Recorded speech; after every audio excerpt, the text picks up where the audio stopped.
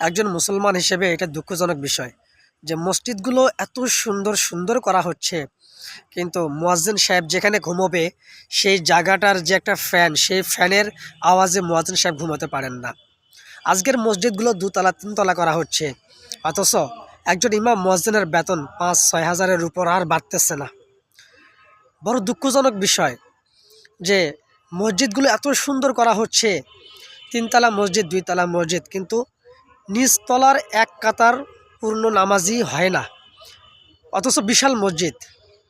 কিন্তু আজও পর্যন্ত মুয়াজ্জিন সাহেবকে প্রত্যেক জুমার দিনে বা সপ্তাহে একদিন বাড়ি বাড়ি ঘুরে ঘুরে তাকে তার বেতনটা উঠিয়ে নিতে হয়।